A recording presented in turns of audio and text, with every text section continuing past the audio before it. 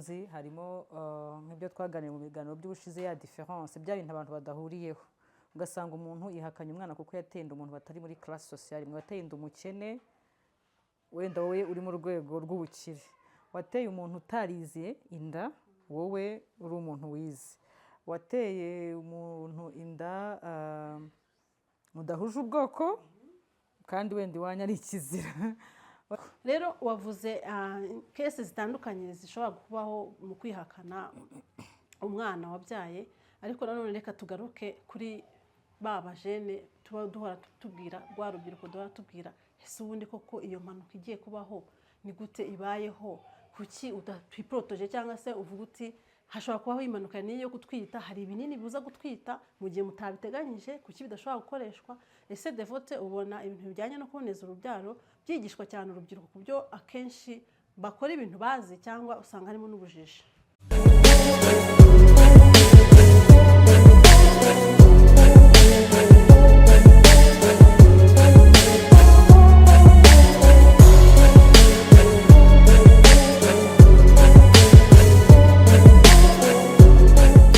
Muraho mwese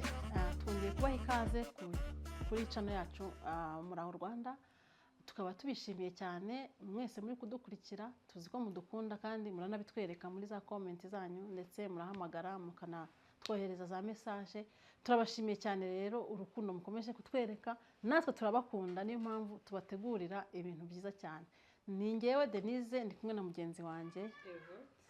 Nkuko mubizi turabarimu b'ikinyarwanda kandi dukunda no gufasha abantu kubijyanye no kwiga umuco nyarwanda, amateka y'u Rwanda. Ariko twaratekereje twishyira hamwe turavuga tuti se nibiye biganiro abantu bashobora gukunda, dushyiraho ikiganiro cyitwa Muze Tuganire. Muze Tuganire mumaze iminsi mubona ko turi kubaganiriza muri iyi minsi. Mu by'ukuri ingingo tuganiraho ntabwo ari ingingo nshya cyangwa tuba tuzanye, ahubwo ni ibintu tubona mu muryango nyarwanda, tubona mbese mu gihugu cyacu, tukifuza ko twabiganiraho. Ari ibintu byiza turabivuga, ari bibi tukabigaya, ariko ntabwo ari amategeko mashya tuba tuzanye, ntabwo ari ibitekerezo byacu tuzanye kugira ngo mubigendereho, ahubwo no kugira ngo twungurane ibitekerezo. Niyo mpamvu twise ikiganiro Muze Tuganire. Uyu munsi rero twabateguriye agashya. Uyu munsi twabateguriye ingingo igira iti kwihakana umwana wabyaye mbese birakwiye mu by'ukuri. Ntekereza ko akenshi bikorwa n'ababyeyi b'abagabo cyangwa se abasore bihakana abana babyaye. Akamwihakana wenda biturutse ko yumva ko nta bushobozi afite bwo kumurera cyangwa se n'izindi mpamvu zitandukanye, cyangwa kumva ko atari n'umwana we. Hari abantu rero bakunze kubikora kandi twumva ko ari ikibazo kiremereye sosiyete, kituremereye natwe, tukaba tubivuga nk'ababyeyi, tukumva rero namwe mwaduha ibitekerezo kugira ngo tuganire kuri iyo ngingo. Kwihakana umwana wabyaye birakwiye. Devote watubwira kubyumva? Deni urakoze cyane kuri iyo ngingo. Ni ingingo y'ingenzi muri sosiyete yacu. Wenda mbere yuko nikomeza nkuko wari umaze kubivuga, turabari muri Kinyarwanda, dukunda kuvuga Ikinyarwanda cyane kuko ari cyo ngira ngo dufite abanyeshuri benshi, kuko dufite abanyeshuri benshi b'abanyamahanga, ariko twigisha indimi zose: Icyongereza, Igifaransa, Igiswahili. Ngira ngo kugeza uyu munsi ni ibyo ngibyo: Igifaransa, Icyongereza, Igiswahili n'Ikinyarwanda. Impamvu twibanda ku Kinyarwanda nuko abanyeshuri dufite benshi ni abanyamahanga bashaka kwiga Ikinyarwanda, ariko n'izindi ndimi turazigisha. Uri umunyarwanda ushaka kwiga Igifaransa, Icyongereza, wenda uzi Ikinyarwanda gusa, watwegera batwandikira, byose turabyigisha. Rero dukomeje kuri iyo ngingo, ese kwihakana umwana wabyaye birakwiye? Mu by'ukuri impamvu zose wenda tukabanza tugatekereza ngo ni iki gituma umuntu yihakana umwana. Impamvu zirahari zitandukanye, wenda turaza kuzikomozaho mu kiganiro, ariko impamvu zose uko zaba zingana, kwihakana umwana ni icyaha. Ntekereza ko ari icyaha gikomeye imbere y'Imana ndetse n'imbere y'abantu, cyagombye no kujya mu mategeko y'Imana rwose. Muri amategeko y'Imana hakagiyemo ngo umuntu ntukihakane umwana wabyaye. Ntukifuza umugore wundi. Kwifuza ni ibintu bisanzwe, turifuza. Ushobora no kwifuza rwose atari ibintu wagambiriye, kandi ntekereza ko bitabaye byakabaye mu mategeko y'Imana, bikaba mu mategeko ya icyaha gikomeye. Kwihakana umwana wawe ni ukumuvuza identite, ni ukuvuga ngo uzi umuntu ko yitwa ko atagira aho akomoka kandi hahari, kandi ariho. Uzi ko usanga umuntu yifuza kumenya hari n'umuntu igihe umuntu apfuka agasanga umubyeyi we yarapfuye akaba ari kwifuza ngo iyo nza ku ugasanga wenda agize n'ibyago nta n'ifoto ariko ukumva akeneye gusa kumenya ngo naturukaga he naturukaga kuri indi kandi ubizi ko wenda umubyeyi umwe arakubwira ati yarapfuye noneho tekereza wowe kuba uhari ukavuga uti reka reka impamvu ngewe ntabitorera cyangwa umuntu ubikora ntashobora kumugirira impuhwe n'imbabazi kuri iki gihe wenda birashoboka ko ushobora kuba warabyaranye n'umukobwa utamwizeye kubera impamvu zitandukanye cyangwa uko mwahuye niyo si nabyo byaba ari amakosa ariko kuri iki gihe turimo dufite ikoranabuhanga ryerekana ADN y'umwana aho kugira ngo rero wihakane umwana kubera impamvu uvuga uti wenda si uwanjye watuza wa wundi wakubwiye kuko ntabwo umuntu azavuga akubwire ngo wanteye inda mudafite ibihe mwagiranye siko bimeze nta muntu ukubwira ngo wanteye inda mutararyamanye ntibibaho ibyo bihari nyine byaba ari ikinyoma ntabwo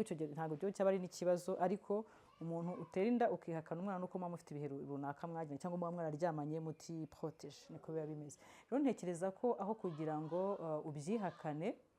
niba ari ubushobozi udafite egera umuntu kuko akenshi nta nubwo abamama bamwe cyangwa se abakobwa bamwe nubwo wenda hari exception zitandukanye ariko ntabwo wenda bakeneye ubwo bushobozi ahubwo bakeneye ko wa mwana we kuko uko biba bizagenda kose umwana wazakura akakubaza ngo papa ninde rero uzi kubwira umuntu ngo ntaso cyangwa se yarakwihakanye kandi uhari mu by'ukuri ni ibintu ari nkaho bibayeho ikitasha abantu nuko muri kamere yabaca abantu ukuntu duteye dukora ibintu tutifuza ko twe twakorerwa nawe wavukiye mu muryango ufite papa wawe ufite ababyeyi ariko wa mwana wabyaye uti ntabwo ari jya utera inda gusa reka turebe rero noneho ni izihe mpamvu zituma abantu tugenda tureba case by case ni izihe mpamvu cyangwa se ni mu buhe buryo abantu bashobora guhagarara rwose akavuga ati jyewe uyu mwana si uwanjye impamvu nzi izo mbona muri sosiyete cyangwa izabo tuganira cyangwa izabo nzi harimo nk'ibyo twaganiriye mu biganiro by'ubushize ya diference bya bintu abantu badahuriyeho ugasanga umuntu yihakanye umwana kuko yateye inda umuntu batari muri classe sociale mwe wateye inda umukene wenda wowe uri mu rwego rw'ubukire wateye umuntu utariziye inda wowe uri umuntu wize wateye umuntu inda mudahuje ubwoko kandi wenda iwanyu ari ikizira wateye umuntu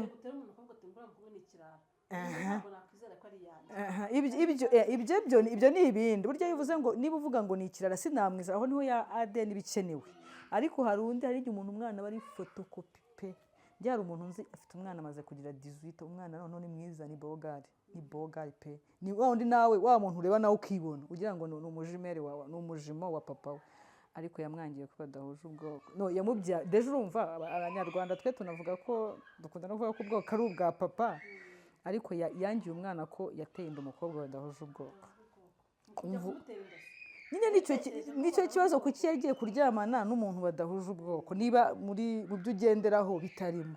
noneho ukavuga uti se koko nk'uyu muntu umwana barasa ni fotokopi imwe iteye ubwoba ukavuga uti nk'uyu muntu mu by'ukuri yumva azahirwa mu buzima yumva araryama agasinzira akiyorosa hakabamo n'izindi mpamvu nyine hari igihe abantu baryamana ari ibyirari byabaye inzoga byabaye ibintu bitandukanye ari accident yarangiza nta yindi horasiyo kuko hari igihe umuntu agutera inda mwanakundanaga cyangwa mufite horasiyo runaka kuko amahorasiyo ni menshi hari friendship hari amitiye kwa ukuntu umuntu aba ari inshuti yawe isanzwe hari igihe ari umukorege wo mu kazi wo mwiganye hari imibanire isanzwe none hari igihe umuntu agutera inda cyangwa atera inda umuntu mwahuriye mu kabari mwahuriye mu birori mugahita mutahana nagahita bagatereka umuntu ntabwo ndamenya izina rye none ngo namuteye inda ugasanga rero iyo ni indi case uyu munsi turi kuvuga wa muntu koko uvugisha ukuri ko umusore tera umusore umugore usore runaka cyangwa umugabo runaka turi kuvuga wa muntu uvuga ukuri abo bandi n'indi case nabyo bitari byiza tuzayivugaho ariko turi kuvuga wa mugabo wa musore cyangwa se wa mugabo wateye umuntu inda akavuga ati uwo mwana so wanjye hari izo mpamvu nyinshi zitandukanye ariko icyo gihe mpamya ni uko izo mpamvu igituma niba wumva wakihakana umwanya wakabaye ubitekereza mbere yo kuryamana na wa muntu uvuga uti genda itayari ko uyu muntu ambwiye ngo aratwite nabyakira icyo mvuga impamvu iyo ari yo yose ubwo buryo bwose tuvuze wateramo umuntu inda ntabwo ari excuse si impamvu yo kwihakana umwana kuko bitera ingaruka nyinshi turi buze no kureba bitera ingaruka nyinshi zirimo n'ibikomere ku bana burya nidutekereza gukora amakosa utekereza ingaruka ziri kuri wa mwana nk'uko wabitangiye ubivuga uti umwana arakurana igikomere cyo kutagira ababyeyi kutagira inkomoko kubera kutagira inkomoko ni ikintu ushobora kubana cyo mu buzima akaba ari trauma ikubera trauma mu buzima bwawe bwose udashobora kuzakira kandi iyo trauma nayo ukazayishyira mu bana uzabyara cyangwa kuyitransmita niko navuga kuko akenshi usanga ibintu tubamo byinshi biba byaraturutse ku buryo ababyeyi baba barabayemo kenshi usanga niba wararezwe n'umugore w'ibana cyangwa se single mother niko nabivuga ukura wumva nyine uwo ni papa ni mama umubyeyi ni papa ni mama nta papa mfite ugasanga hari ikintu ubura kinini mu buzima cyangwa se ukavukira mu muryango uri imfubyi ibyo byose mbese bibamo bikaba byanafekta wa mwana uzabyara ni ukuvuga ngo rero ibintu uri gukora bizaba uruhererekane bigere kuri wa mwana uzabyara bigere ku mwana azabyara mu by'ukuri icyaha ugikoreye umwana umwe ariko usanze kigeze kuri sosiyete yose gikwiriye hose rero wavuze kese zitandukanye zishobora kubaho mu kwihakana umwana wabyaye ariko nanone reka tugaruke kuri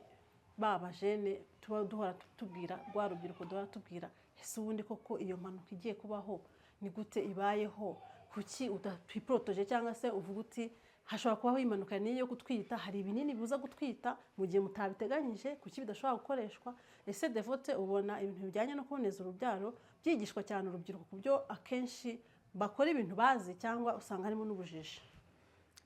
ntekereza ko ibyo bintu nk'uko wari ubivuze kubera iki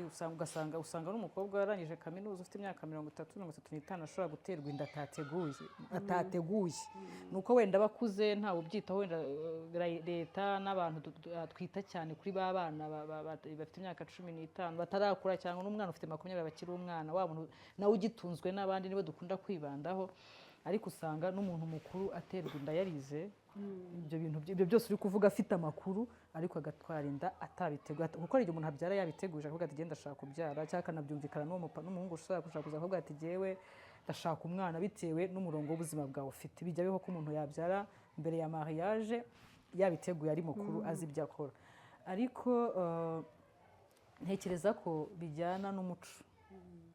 buriya mu by'ukuri mu muco wacu hari ibintu bimwe n'impamvu tuba turi kuganira kugira ngo turebe ibyo tuba dukwiye kugumana cyangwa ibyo tuba dukwiye gukosora mu muco wacu ni tabu cyangwa se ni ikizira dutinya kuganira ku bintu bijyanye n'imibonano mpuzabitsina ni ibintu biteye isoni tuvugira hano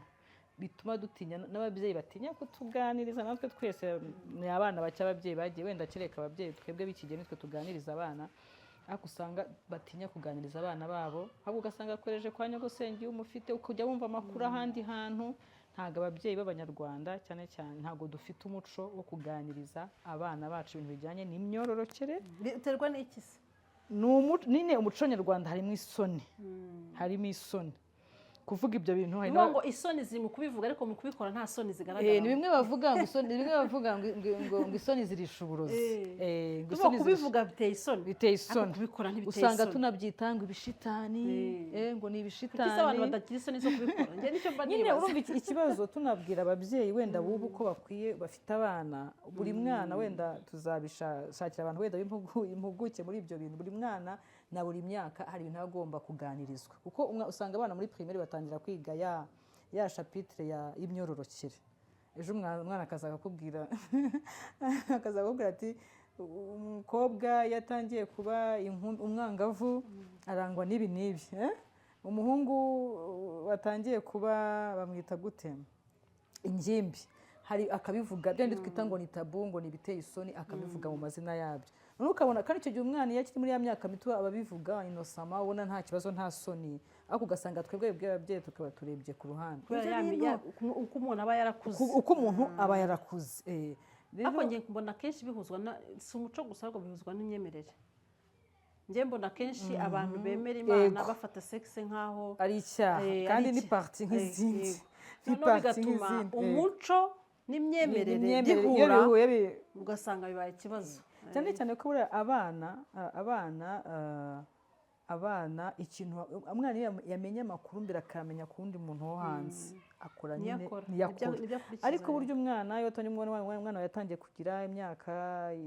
7-8 ukagenda umuganiriza kuri ibyo bintu bijyanye n'imyaka ejo umwana w'umukobwa w'imyaka 12 yajya muri regre ukamubwira umukobwa uti ubu rero ushobora gutwita uzirinde byose ni byose ugatangira kumubwira n'umuhungu ukamubwira uti uracyari umwana watangiye kuzana ibimenyetso by'umwana w'umuhungu w'ingimbi ejo nujya kuryamana n'umukobwa byari bikane nawe ukiri umwana uracyari muto ntabwo abantu bakundana mu gihe izo ni inyigisho zose ugomba kubwira umwana kuko iyo utabimubwiye ejo ni hahandi ahura n'abana bakamubwira andi makuru atariyo cyangwa nawe musore nyine umusore nawe akamubwira ati kandi wenda umusore amurusha n'imyaka wenda aramurusha n'imyaka umwana akavuga ati byose ko ndusha imyaka ibyo ambwira ni ukuri arabizi akavuga ati humura rwose ati bwa mbere ntabwo ushobora gutwita cyangwa se ku munsi wa kangahe ya makuru rero iyo aramutse ayamubwiye ariko ufite ibyo wamubwiye afata bya bindi bya mbere wamubwiye rero usanga uko kudukura ni nako tubikurana ukagira imyaka 30-35 tutazi kwifatira icyemezo ku bintu bijyanye na sex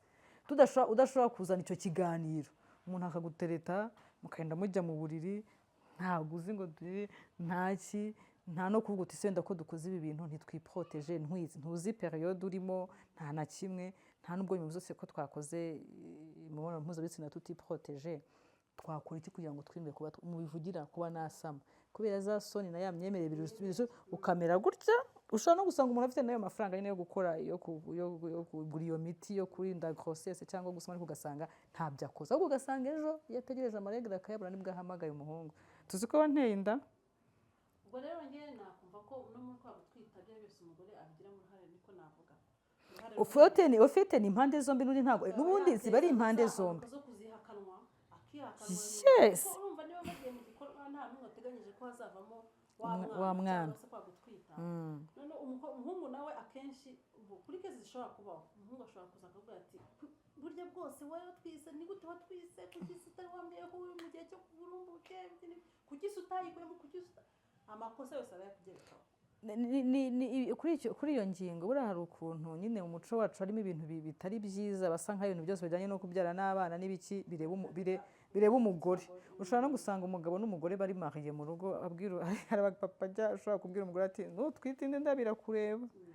dufite abana 3 ibyo birakora mbese ni nko kumubwira ati uburyo uzakoresha ngo udatwita ariko ntibicare nka couple ngo babuganireho dufite kandi ugasanga kuboneza urubyaro ugasanga birareba abagore gusa urumva rero bihera kuri bya bintu no muri mibonano mpuzabitsina umugabo azi ko asaba umugore niba abyara niba atabyara niwe uzi niba ari mu bihe byo kwitwa cyangwa atabirimo kandi ubusanga nyine umuntu utari mariye ntabyo abazi umuntu utari mariye ntabwo akenshi kukubara ibyo bintu kuko uvuga uti nshobora gutwita cyangwa nshobora kudatwita ariko umuntu uri w'umuseribateri utabikora umukobwa utafite umugabo ntabwo wajya kuvuga ngo periode yanjye ngo nzatwita iki gihe ibyo bikorwa n'umuntu ufite umuparteneri baryamana ugasanga rero umuhungu baryamanye wa muhungu nawe warezwe kwa kundi udafite bagaje yo kumva ko ashobora gutera umukobwa inda batari abana bikagira ikibazo bitera kuko nawe iyo wa muhungu yakuze gutyo baramutoje ko guhera ku myaka 10 n'inga ashobora gutera inda uko agenda nakura niba niba akundana n'umukobwa ari n'umukopine we niba yumva atarateganya kubyara mbere ya mariage cyangwa icyo gihe adateganya kubyara afasha wa mukobwa gushaka uburyo bashobora kudatwita ugasanga byose twazamukanye turi abana nibyo dukomezanyije umusore w'imyaka 40 akayumva ko bikureba bityo mupfa nuko muryamana ibindi bivamo ni wowe ubizi niba uri buce kuri farumasi birakureba uzacima none ugasanga umukobwa nawe yatinye kukubwira nawe kandi kubera ko nawe aho kugira ngo avuge ati okay twakoze amakosa ni njye bireba koko nawe akumva ko degre nizitaza bireba umuhungu nzamubwira ko ntwite ugasanga bimeze gutya mu by'ukuri bombi baba bafite amakosa reka tugaruke kuri wa muntu rero bihakana umwana ko niyo ngingo twagira ngo turebe impamvu zibitera turebe aho bituruka n'iki ariko tugaruke kuri wa muntu none yego wenda iyo mpanuka ibayeho kuko akenshi turimo turabishyira ku mpanuka ariko hari n'igihe abantu baba baryamanye bafite gahunda rwose ibintu byose mbese biri tayari banakundana rwose banizeranye ku buryo kwihakana umwana akenshi biza ari nk'ikintu kigutunguye ntabwo ushobora kwibaza ukuntu umuntu ashobora guhakana umwana kandi twarabyumvikanyeho twarize gutya na gutya rero kuri wa muntu mbese ntuze yo kwihakana umwana iza nyuma yaba byabaye muri accident cyangwa byabaye mu bintu mwateguye kwa kwihakana umwana mu by'ukuri kugira ngo umuntu yihakane umwana yabyaye nyine ni bimwe nakubwiye bituruka muri za difference yo kuvuga ngo nateye inda umuntu nicyo ni kimwe uno muntu namuteye inda ariko yari bezoye gusa nta nubwo ari umuntu napresenta nta nubwo turi mu rwego rumwe nta nubwo mukunda ibyo ni bimwe noneho reka tuvuge kuri wa muntu mwana wavugaga ko mukundana munapanga ubukwe cyangwa munapanga ubukwe hari igihe rimwe na rimwe nabwo bituruka ku mukobwa kuri pressure ashobora gushyiraho umuhungu kuko hari ntekereza ko nabyo n'indi ngingo hari igihe umukobwa cyane cyane iyo mwakundanaga yibeshya ko iyo umuteye inda mube mwabipanze mube mutabipanze egare guhita mukora ubukwe mubana nk'umugore n'umugabo kandi umuhungu ari igihe mukundana ariko ibyo kubana nawe ntabyo yaratekereza nta gahunda afite cyangwa ataratekereza no ku bintu bijyanye na mariage hari n'igihe muba mutanakundana ahubwo uzi ko abantu bashobora kuba abana biyumvanamo ariko nta rukundo ruhari nyine urumva tiba afite umuntu akunda azashaka ariko wowe muri biyumvanamo nk'inshuti urumva ikibazo ahantu kiba gihari urakizi deni urumva iyo n'indi suje ya relation akenshi dukora amakosa yo kujya muri relation ntituyidefinise njyewe na x n'umutipe x tukitwa ko dukundana ariko ugasanga ese urukundo mukundana ni uruhe niyo objectif wazambere umugore bikunze turaba fiancé turaba korege gusa bakorege gusa twiyumvaniramo ariko umuntu wese agakora ibyo n'undi akaba afite ibye turi iki rero usanga dukora amakosa yo kujya muri ibyo twita urukundo muri ayo marangamutima ariko ntituvuge ngo aya marangamutima yacu ni ayahe uko muyayobora tuyayobore gute afite iyihe ntego noneho ibyo byose tubyita urukundo noneho ugasanga nk'umukobwa akenshi yibeshye ko ari urukundo kandi wenda umuhungu nyine ni pastime ejo habamo inda kuko umukobwa yibeshya ko mukundana akumva ko ahubwo ashobora kuba abonye opportunity yuko mugiye kubana nk'umugore n'umugabo ubwo hajemo inda byanze bikunda hajemo inda shamo kuri mbona umwana mwiza arahita avuduka na nimero ntishobora kuba noneho ugatangira kumushyiraho pressure ikindi ari gukundana umuhungu nta gahunda afite nyine mwitwa ko mukundana cyangwa mwibeshya ko mukundana iyo mutashyizeho umurongo w'urukundo rwanyu rwari rwo umuhungu yikenereye nk'umwana avuga ati mbonye umukobwa mbyaraho umwana sinashaka wowe ariko ntabikubwire kuko wenda bikubwiye utabyemera ntiwabyemera wowe urashaka ko mukora mariage mukabana nk'umugabo n'umugore noneho mwarangiza wowe ukajya muri icyo kigare ejo yagutera inda nawe ugashyira kuko uzi ko wibeshya ko mukundana tugakora ubukwe umutipe ati wowe ati nzagufasha hari n'igihe akubeshya ati tuzabipanga akabanza akakureka inda ikagira amezi 5 ngo making noneho byari abikubwira imaze kugira nk'amezi 6 ko mutazakora ubukwe kugira ngo ameke kuko ashobora kuvuga ati nimubwira yari wa muntu ushaka umwana avuga ati nimubwira nonaha ko nta bukwe buhari inda ashobora no kuyikuramo akakureka wenda niba yashakaga umwana yishakira umwana none akakureka ko agiye gushaka ubushobozi sheri yihangana akakuryoshya byagira mu mezi 5 hahandi ndutari buyikuremo leta akubwira ati rero shana ndabona bitazakunda ariko byare nzagufashe kuko umukobwa ushaka mariage ugatangira kumushyiraho pressure kandi abagabo bibashyizeho pressure uramubura iyo utangiye kumushyiraho pressure ugatangira kumuteza abantu ugatangira kugira gute na telefone na prefera ko namuburaho kugira ngo ambwira ati iyo ndasi yanjye na telefone umuntu kwihakana mu ruhame hari umuntu w'inshuti yanjye ibyo iyo case ndi kukubwira narayibonye umuntu w'inshuti yanjye umuntu yateye inda bakundana biteye ubwoba aho ngati ntacyo twajyaga twibaza ati ntacyo wasishaka inzu numva shaka inzu nyine dutegura ubukwe tukajya twirirwa twicaye muri famille dukora budget y'ubukwe biki byose umukobwa nta kibazo yari afite cy'ubushobozi n'umuhungu nta kibazo cy'ubushobozi umva ikintu yatangaje umuhungu nta kibazo cy'ubushobozi yari afite ahubwo umwe umukobwa urumva yibeshyaga ko bari mu rukundo rw'ukuri rufite intego yo kuzabana ariko umuhungu atariho ari twirirwa dukora budget tujya gushaka inzu ngati yashaka itarengeje 300 gutya na gutya umva dernière minute umukobwa amaze kugenda nk'amezi nk'atandatu umuhungu naho yakoreraga arabura na nimero zose aziko yahinduye kwanza ashobora kuba aramuhaye nka mutation ntiyabwira umukobwa aho yimukina telefone arayihindura uwo muntu twarakoze amabije yicara agasinzira uri kumva twarakoze amabije ahubwo tekereza ikibazo cyabaye habayeho amakomplication kuko urumva umukobwa yahise agira depression afite inzu y'amezi 6 nibwo yahise umuhungu yabura ibirengero yagira depression kuko byanatumye abyara umwana ufite ikibazo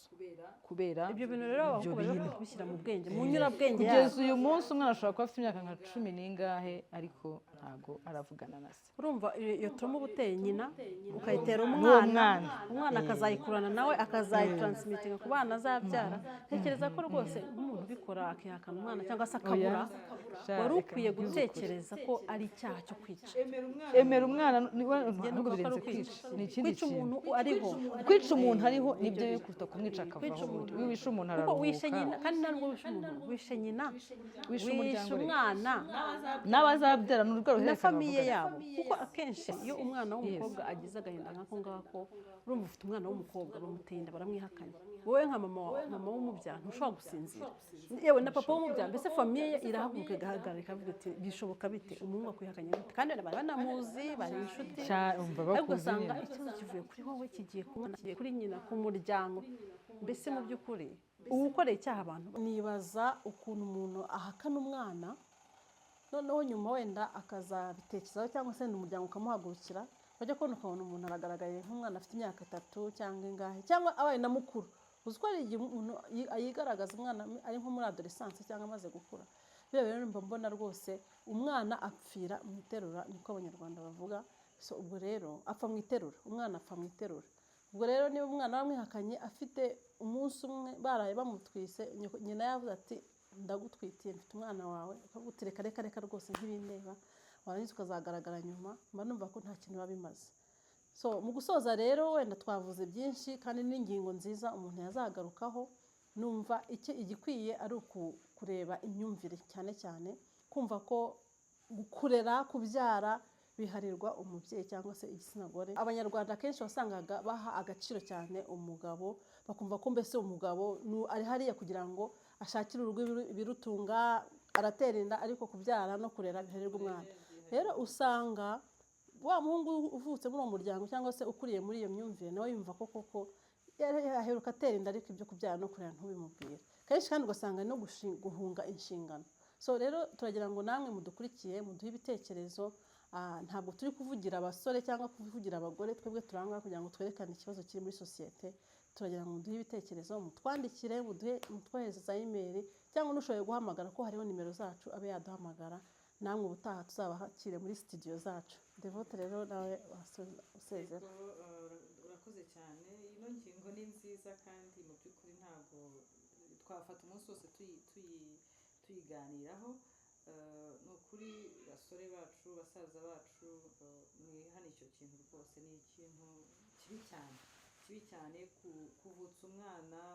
inkomoko ye kandi nta ruhare yabigizemo. Uko umukobwa yakwifata kose ntabwo ari byiza. N'umunsi n'abakobwa nyine hari igihe bagorana, bigatuma muri kamere bagwa kwa kundi bateye, kuko bandi ibintu basakuriza bahunga inshingano, nabyo bibaho.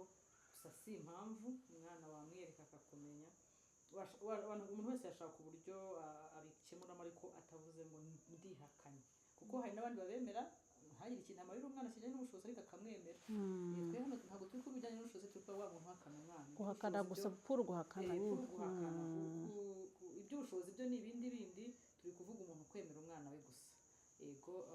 Ikindi kintu wenda nakongeraho mbere yuko dusoza, twajyanwa nk'inama cyangwa se cyaba nk'umuti, ababyeyi tujye tuganiriza abana bacu, kuko usanga hari n'abantu bihakana abana bivuye muri wa muco wacu yuko kubyara nyuma ya imbere ya mariage, umwana utari muri mariage bisa nka kirazira cyangwa nk'igisebo. Murabizi ko ku mpande zombi, umuhungu cyangwa umukobwa. Rero ababyeyi tugire abana bacu inama, kwa kundi twavuze, guhera umwana uko agenda akura kugera ari umusore, gukomeza, ariko unamubwire ko habayeho n'amakosa. Ntidushishikariza abana kubyara mbere ya mariage, abajene, ariko binabayeho ko bibaho, ubwira umwana uti mwana wanjye, kuko hari abantu bashimira, hariho abantu badashobora guhakana umwana wabo ubwe bamubyarana n'umukozi wo mu rugo, akubwira ati abana bose b'iwacu, nta mwana w'iwacu tujya mu gasozi cyangwa tumutakaze. Ushaka no gushakisha, ariko umuntu amenya ngo umusaza wanjye ngo narumvise ngo yabyaranye n'umuntu, bakajya kumuhiga, bakajya gushakisha uwo mwana. Abo nabo turabashimira. Rero ntekereza nabyo bikwiye kujya mu burere, tukajya tubwira abana bacu ko haramutse habayeho, cyangwa abasore, kuko umukobwa iyo atwite turabimenya, ariko abahungu bacu iyo bateye inda hanze ntabwo tubimenya. Ntekereza rero ko mu byo tubigisha dukwiye no kujya tubabwira ko haramutse habayeho ayo makosa bakaba batera inda batarashaka, baba bakwiye kubitubwira kandi bakazana abana mu muryango. Ni handi rero uburere butangirira mu muryango. B'abana bacu b'abakobwa n'abahungu tuba dukwiye kubarera, kubabwira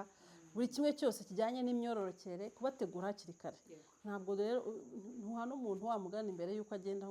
cyangwa se avuyeyo umuhana mbere y'uko agenda. So ni ukuvuga ngo niba babana babonye za nyigisho zishobora kuba zakwiyongera kuzo bahabwa ku ishuri, bagahabwa inyigisho n'ababyeyi, bagahabwa uburere bwiza, byatuma tubasha gukumira cya kibazo cyo